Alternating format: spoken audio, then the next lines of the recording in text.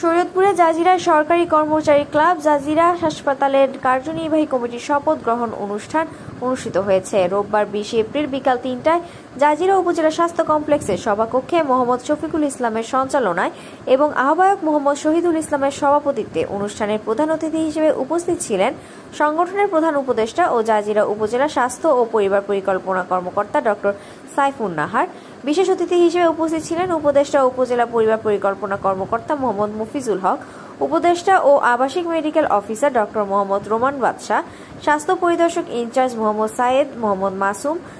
স্বাস্থ্য পরিদর্শক তাসলিমা আক্তার, সহকারী স্বাস্থ্য পরিদর্শক মোহাম্মদ শামসুল আলম শাহিন, মোহাম্মদ সেলিম মৃধা, উপজেলা স্বাস্থ্য সহকারী অ্যাসোসিয়েশনের সভাপতি মোহাম্মদ আমিনুল ইসলাম, উপজেলা সিএইচসিপি অ্যাসোসিয়েশনের সভাপতি মোহাম্মদ রফিকুল ইসলাম, সাধারণ সম্পাদক মোহাম্মদ আজিজুল হাকিম, পরিবার পরিকল্পনা পরিদর্শক মোহাম্মদ বাচ্চু মিয়া, মোহাম্মদ সেলিম আকন সহ উপজেলা স্বাস্থ্য বিভাগের কর্মচারী ও কর্মচারীবৃন্দ। এ সময় মোহাম্মদ নাজিম উদ্দিন আহমেদ সভাপতি, সাইয়েদ মোহাম্মদ মাসুম সিনিয়র সহসভাপতি, মোহাম্মদ রোমান মিয়া সাধারণ সম্পাদক এবং মোহাম্মদ শহীদুল ইসলামকে কার্যকরী সদস্য করে 31 সদস্য বিশিষ্ট কার্যনির্বাহী কমিটি, উপজেলা ও স্বাস্থ্য পরিবার পরিকল্পনা কর্মকর্তা ডক্টর সাইফুন নাহারকে প্রধান উপদেষ্টা করে 3 সদস্য উপদেষ্টা পরিষদ গঠিত হয়।